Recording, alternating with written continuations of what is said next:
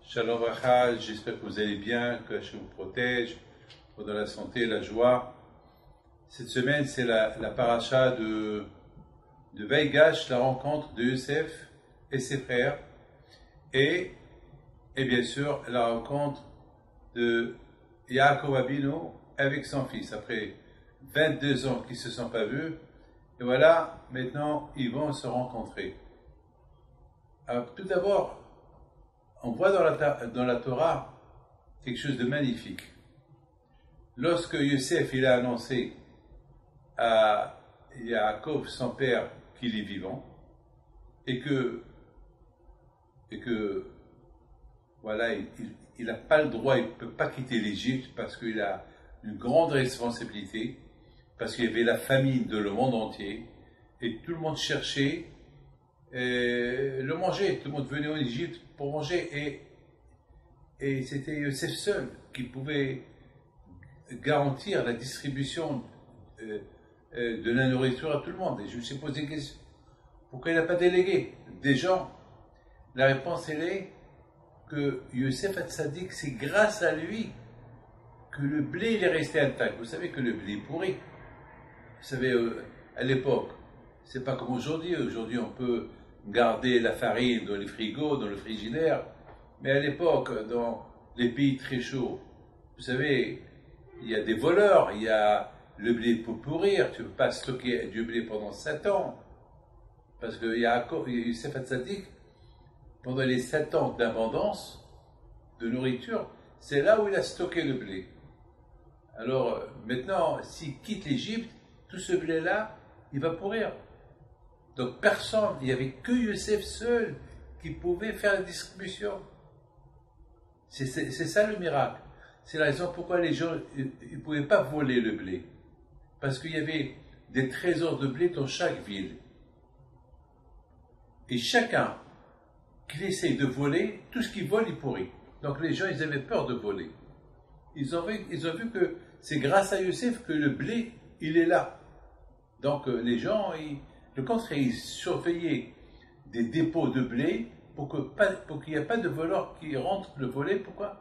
Parce que si un voleur rentre le voler, c'est une perte. Le blé va pourrir et c'est une ration de moins pour l'Égyptien.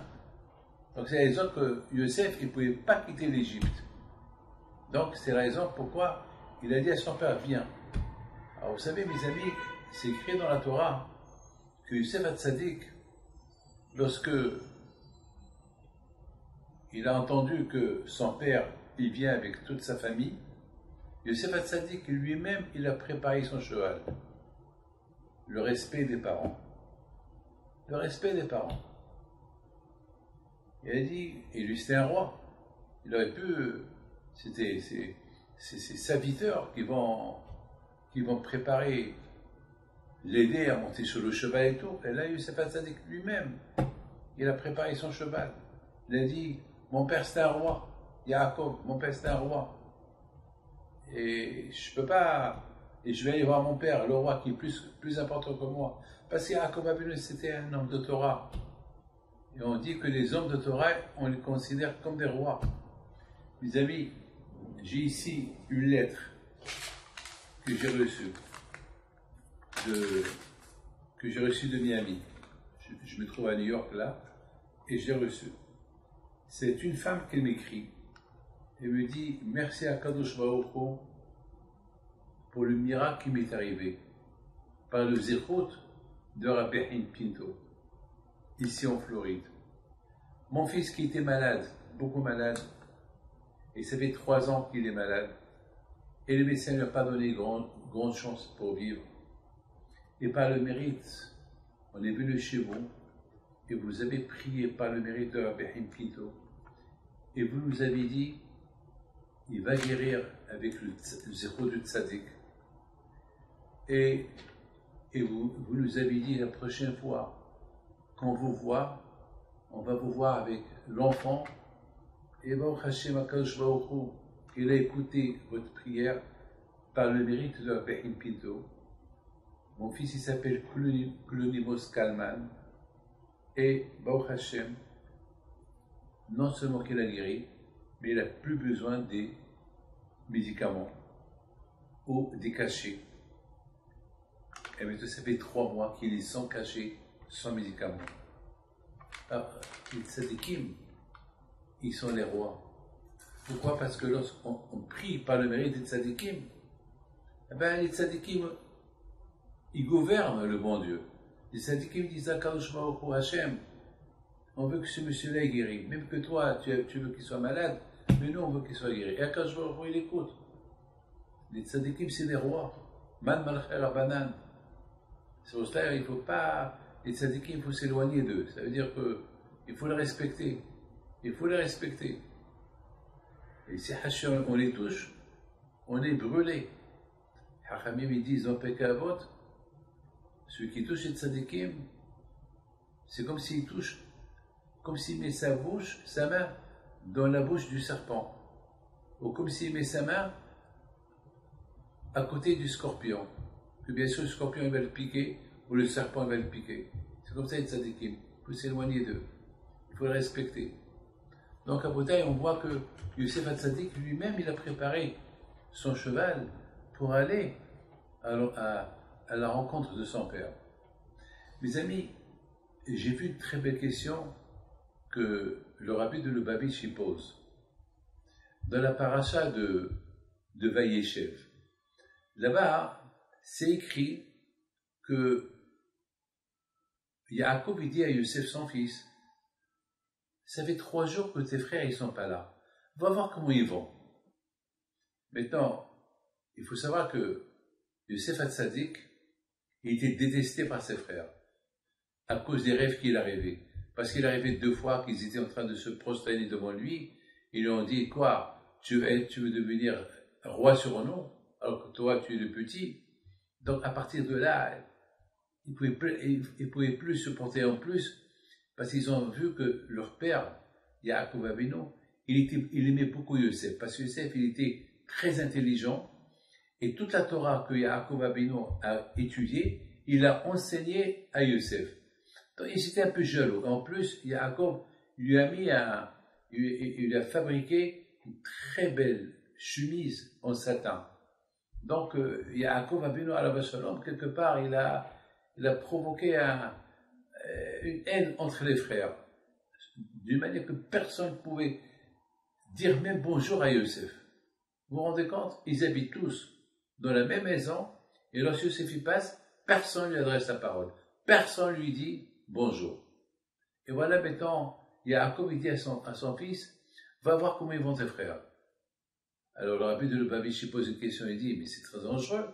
Comment Yosef, il est parti voir comment ils vont ses frères? Mais Yosef, il sait il aurait pu faire semblant qu'il est parti sans partir, parce que s'il va pour voir comment ils vont le tuer.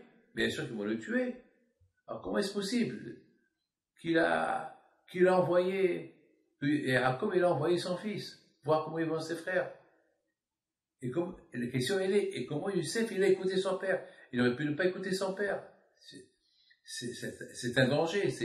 C'est comme si par exemple, bon, on peut dire que celui qui va faire une mitzvah, il lui arrive rien du tout. Mais là c'est sûr qu'il va lui arriver quelque chose. C'est comme si quelqu'un, il a une mitzvah à faire en Amérique, et il monte dans un avion, que l'avion, il a des problèmes dans ses moteurs à réaction. Il a des problèmes. D'un côté, il veut aller à New York pour faire une mitzvah, mais de l'autre côté, c'est très dangereux de monter dans cet avion. On n'a pas le droit de compter sur les miracles. Là aussi, Yosef Hatzadik, il ne devait pas compter sur le miracle. Il n'a pas le droit de compter sur le miracle. Il ne fallait pas partir. Alors comment est-ce possible qu'il est parti? Mes amis, il dit le rabbi de Lubavitch, la réponse, très belle réponse, il dit que Yosef Hatzadik alav shalom, il n'a pas trouvé de réponse à sa question. Comment je vais aller voir comment ils vont mes frères alors qu'eux ils vont prendre, ils vont me tuer? Lui s'est dit, mais il y a la Torah qui dit, respecte ton père et ta mère. Parce que si tu respectes ton père et ta mère, tu auras une longue vie. Donc pour moi, mon père m'a dit d'aller, il n'y a pas... Mon père, c'est le tzaddik, mon père, c'est le roi. Mon père me dit, va voir tes frères. Mon père, il sait que mes frères me détestent. Mon père, il sait que mes frères, ils m'ont veulent du mal. Et malgré tout, il me dit d'aller. Alors comment je peux lui dire non? Mon père, c'est le responsable. Mon père, il est responsable. Il prend sur lui toute la responsabilité. Il sait que je suis détesté. Alors si je dis, non, mon père, je vais faire de la peine. Et d'autre côté, la Torah dit, il faut respecter ton père et ta mère. Il faut exécuter le respect des parents. Pourquoi je vous dis ça, mes amis? Et c'est la Torah nous raconte ça. C'est pour qu'on apprend jusqu'à combien on doit respecter les parents. Le respect des parents, c'est très, très, très important. À tel point que Haramim disent que lorsque vous êtes dans une maison, et vous entendez rien que la voix de papa qui parle, il faut se lever par respect. À tel point que Haramim disent que si le père, il frappe son fils devant tout le monde, le fils, il doit se taire, il ne doit pas répondre. Le respect des parents. Malheureusement, aujourd'hui, on ne voit pas ça aujourd'hui. Aujourd'hui, on voit que les enfants, ils répondent à leurs parents, ils font du mal à leurs parents, ils considèrent les parents comme nuls, et ils respectent les passes. Regardez là, regardez l'histoire de Yosef et ses frères. Il a risqué sa vie pour exécuter les ordres de son père. Il a risqué sa vie, Yaakov, Yosef Hatzadik. Pour Yosef Hatzadik, papa il a dit ça, il faut le faire. Il faut le faire. Mes amis, vraiment, on voit que Yosef Hatzadik, lorsqu'il est parti pour voir comment ils vont ses frères, ils ont voulu le tuer. Au départ, ils ont voulu le tuer. Et Reuben, il l'a sauvé. Il leur a dit, pourquoi vous voulez le tuer? Jetez-le dans un puits. Reuben, il a dit, mon frère Yosef Tzaddik, on va le jeter dans le puits. Si vraiment il a fait une faute, il y a là-bas des scorpions, il y a là-bas comment ça s'appelle, des serpents. Ils vont le tuer. Alors, il est mort parce qu'il a fauté. Mais s'il n'est pas mort, pourquoi le tuer? Mais Yehuda n'était pas d'accord. Il a dit, bon, ça va, il n'est pas mort, mais il nous a fait beaucoup de mal, on va le vendre. Ils l'ont vendu. Vous vous imaginez, pendant 22 ans, il était hors de chez lui. 22 ans, il s'est fait ça qu'il était hors de chez lui. Et après 22 ans, lorsqu'il a rencontré ses frères, et maintenant ils se sont arrangés, il leur a dit tout ce qui s'est passé entre nous, c'était voulu du ciel. C'est Hachem qui a voulu que ça se passe comme ça. Alors, on oublie. Vous ne m'avez pas fait de mal, vous ne m'avez rien fait. C'est Hachem qui a voulu que ça se passe comme ça. Alors, maintenant, on arrive au moment le plus important, la rencontre de Yosef et son père. On aurait pu croire que Yosef, il pouvait, c'est de la folie ce que je vais vous dire, on aurait pu croire que Yosef Hatzadik, maintenant, il va se comporter comme un roi. Laisser ses esclaves, ses serviteurs, lui préparer le cheval royal et tout. Et Yosef, il dit, non, la première fois lorsque je suis parti voir comment ils vont mes frères, même que je savais que j'ai mettais ma vie en danger, j'ai écouté mon père. Mon père m'a dit, va, j'ai pas vu le danger, je suis parti. Et j'ai écouté mon père, j'ai mis ma vie en danger. Et combien de fois ils ont voulu me tuer, mes frères? Et à la fin, grâce à Dieu, je suis resté vivant, je suis devenu roi, je suis marié, j'ai des enfants de tzadikim. Qui comme moi? Parce que j'ai respecté mon père, parce que j'ai exécuté l'ordre de mon père. Alors maintenant que mon père il arrive, c'est grâce à lui que je suis arrivé Parce s'il m'aurait pas dit de partir, eh ben, je ne serais pas parti. Eh ben, aujourd'hui, je ne serais pas ce que je suis aujourd'hui. Mais c'est grâce à mon père. Beaucoup des fois, mes amis, on croit qu'on veut faire du bien, il y a un mal qui arrive. Mais il faut savoir que de ce mal-là, il va sortir un bien. Yaakov Avinu, il dit à Youssef, va. Alors, d'un côté, il y a un bien, je respecte mon père et ma mère. D'autre côté, il y a un mal qui est sorti. Qui est sorti quel mal? Youssef a été vendu. Esclave pendant 22 ans. Mais de ça, il est sorti un bien. Il est devenu roi. Et si Youssef ne serait pas parti, il ne serait pas roi. Donc, vous voyez, mes amis, maintenant, il y a Youssef Hatzadik. Il s'est dit, puisque maintenant, mon père, il arrive, alors, je vais aller, c'est moi qui va préparer mon cheval pour aller rencontrer mon père. Et c'est une leçon extraordinaire qu'on apprend de cette paracha-là. Mais mes amis, il y a Youssef Hatzadik, il a été puni. Il devait vivre 120 ans, mais il a vécu que 110 ans. Pourquoi? Parce que lorsqu'il discutait, avant qu'il s'est dévoilé à ses frères, il leur disait comment il va votre papa. Ils ont dit votre serviteur papa, il va bien. Et 10 fois, ils ont dit votre serviteur papa. Et c'est pas Kavod. Ça, c'est pas du respect. Un fils, il n'a pas le droit d'écouter quelqu'un lui dire ton papa le serviteur. Papa, c'est pas un serviteur. Yaakov Avinu, c'est pas un Eved, c'est pas un esclave. Alors, le fait que les Shvatim, ils disaient votre serviteur, votre esclave, papa, il va bien, il y avait quelqu'un qui traduisait.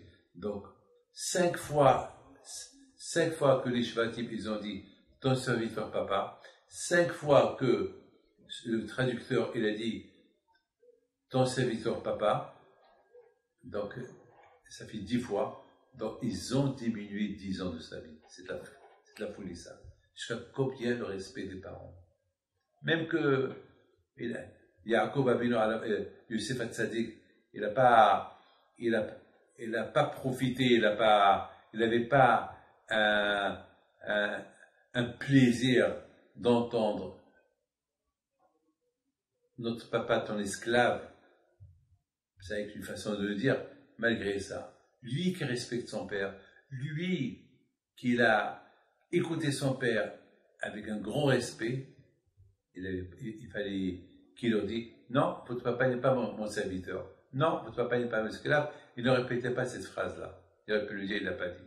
Donc, ils ont diminué 10 ans de sa vie. Vous savez, mes amis, qu'il y a Esav, toute les bénédictions que Esav a reçues, parce qu'il respectait son père et sa mère. Même qu'il était triché dans ce respect-là. Il faisait croire à son père et à sa mère qu'il faisait des bonnes choses, et il ne les faisait pas. Mais, même pour ça, il a été récompensé. Il y a Youssef Hatzadik, c'était celui qui était contre Esav. Youssef Hatzadik, lorsque Esav est venu pour rencontrer Yaakov, c'est écrit dans la Torah que Esav, au lieu qu'il voit Yaakov, il voyait les femmes. Quelle rachat était Esav? Lui, toute sa vie, c'est les femmes. L'argent, tuer les femmes. Les femmes. Non, il voyait les femmes de Yaakov. Étant donné que Rachel était belle, qu'est-ce qu'elle a fait, Youssef? Il s'est mis devant elle, il a levé ses pieds. Pour ne pas que Esav, il cherche à voir la beauté de Rachel. C'est la folie. Tellement que, d'un côté, on a un qui respecte son père et sa mère chez Esav, et on a un combien il respectait son père et sa mère comme Youssef Hatzadik. Et parce que Youssef Hatzadik, il a un peu triché. Il a entendu qu'on lui disait ton serviteur papa, il n'a pas réagi, il n'a pas dit ne me dites pas ça. On lui a enlevé 10 ans de sa vie, vous vous rendez compte? Vous savez c'est quoi 10 ans de la vie d'un homme? Combien c'est? Mes amis, que Akadosh Baruch Hu vous protège et vous donne la santé. Bracha v'atzlacha. Amen.